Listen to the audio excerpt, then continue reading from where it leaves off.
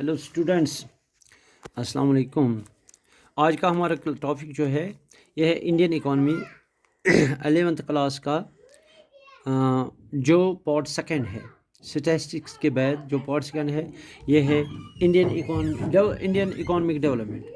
तो पहला ही यूनिट जो इसका है वो है Indian economy on the eve of independence, यानी आज़ादी के वक्त हिंदुस्तान की इकॉनमी इक़्तिसादियात की हालात क्या थी। मगर इस किताब में, इस चैप्टर में हम देखेंगे कि आज़ादी के वक्त जो ब्रिटिशर्स ने यहाँ हिंदुस्तान को करीबन 200 साल तक हुकूमत की, उस कॉलोनिज़म में, यानी उस जो जाबराना वो हुकूमत थी, उसमें हिंदुस्तानी इकॉनमी की हालत क्या थी। तो यहाँ हम कहेंगे कि ये एक्सप्लॉइट जो इंडियन इकॉनमी थी इसको किस तरह एक्सप्लॉइट किया गया। तो अब जो है कि जो इंडियन इकॉनमी उस वक्त थी उसकी एक्सप्लॉइटेशन ब्रिटिश कॉलोनियल रूल में किस तरह हुई। ये एक्सप्लॉइटेशन क्या हुई, हर सेक्टर की इकॉनमी के जो डिफरेंट सेक्टर्स है उनमें किस तरह से एक्सप्लॉइटेशन की गई। नंबर एक, first, how in during the British regime या how in during the colonial rule of British, how this agriculture sector which was a basic sector, जिसमें उन दिनों तकरीबन 70-80% लोग हिंदुस्तान के मुनहसर थे, इसको किस तरह से एक्सप्लॉइट किया गया, इसको किस तरह से तबाह किया गया है। एक हिसाब से इसका सबसे बड़ा वजह जो था उस वक़्त एक्सप्लॉइट करने का, वो ज़िम्मेदारी सिस्टम था। ये ज़िम्मेदारी सिस्टम क्या है कि थ्री पार्ट्स बनाएंगे, एक गवर्नमेंट, दूसरा ज़मींदार और तीसरा टेनेंट जो उस पर काम करता था, काश्तकार। तो ज़मींदार को हुकूक दिए गए थे, मालिकाना हुकूक ज़मीन के, यानी वो ओनर्स ऑफ द लैंड कहे गए, सॉइल।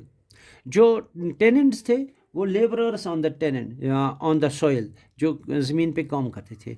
और गवर्नमेंट, तो गवर्नमेंट को ये जो ज़मींदार थे, ये स्मॉल पॉट, एक छोटा सा हिस्सा या a part of its produce pay करते थे गवर्नमेंट को as its revenue, that was land revenue. But लेकिन क्या हुआ, जो ज़मींदार, जो काश्तकार थे, ज़मींदारों को हक था कि वो काश्तकारों से कितना ले, उसकी कोई हद नहीं थी। यानी काम करने वाले थे ज़मींदार, जो टेनेंट्स या tillers of the land soil, जो उस पर मजदूर काम करते थे, वो विदाउट लैंड थे, उनको मालिकाना हुकूक नहीं थे, सिर्फ काम करते थे वो। और जो ज़मींदार थे उनसे कोई भी हिस्सा, यानी उनका निसब से ज़्यादा वो ज़मींदार लेते थे, और ज़मींदार उसमें से एक फिक्स्ड पॉट एज रेवेन्यू गवर्नमेंट को पे करता था। इस तरह जो बेचारे ज़मींदार लोग थे, जो काम करने वाले थे, वो गरीब से गरीब तर होते गए इस तरह। और जो पैसा इससे रेवेन्यू गवर्नमेंट को जाता था, वो ज़मींदार मतलब एग्रीकल्चर के डेवलपमेंट पे खर्च नहीं किया जाता था। वो लोग अपने ऐश आराम के लिए, लग्जरीज़ के लिए, अपनी ज़िंदगी गुजारने के लिए खर्च करते थे। तो जो असली काम करने थे वाले थे ज़मीन पे, वो बेचारे गरीब से गरीब तर रहते, उनकी ज़िंदगी की हालत बहुत ख़राब हो गई। नंबर दो, how colonial exploitation was affected our industrial system. चूँकि उन दिनों ज़्यादा इंडस्ट्रीज नहीं थी, लेकिन हिंदुस्तान जो था ये सबसे पहले इंडिपेंडेंस से पहले भी हैंडी क्राफ्ट्स में बहुत अच्छा था, हाथ से बनी हुई चीज़ों में। यही चीज़ें हम एक्सपोर्ट करते थे और वहाँ से कुछ चीज़ें हम लाते थे।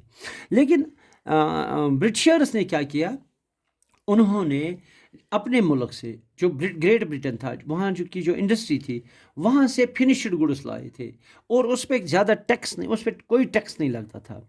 और यहाँ से हैंडी क्राफ्ट्स को जो भेजा करते थे बाकी मुल्कों को, तो उस पर ज़्यादा टैरिफ, ज़्यादा टैक्स लगाया जाता। उससे क्या होता था कि वो महंगे हो जाते थे और लोग उनको ख़रीदते नहीं थे, और ये ख़राब हो गया। और जब खरीदारी नहीं हुई इन चीज़ों की, तो ये खुद ब खुद ख़त्म हो गया। लेकिन वहाँ से जो finished goods, machine made goods, वो अच्छे होते हैं, फिनिश्ड होते हैं और चीप होते हैं, सस्ते, उनको लाया गया। क्योंकि लोग ज़्यादा गरीबी थे तो डिमांड उन्हीं की बढ़ गई। इस तरह से हमारे हैंडीक्राफ्ट्स को भी एक्सप्लॉइट किया गया।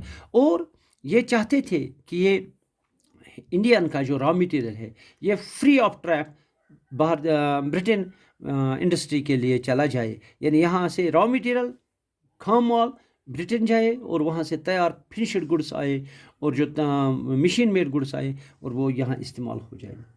تو یہ ہوتا دوسرا. تو تیسرا ہے یا انڈسٹری کے کوئی انڈسٹری نہیں انہوں نے لگا، اگر کوئی لگائی بھی وہ صرف اپنے مطلب کے لیے جن سے ان کو فائدہ تھا. تھرڈ ہے international trade. How did they exploit our international trade.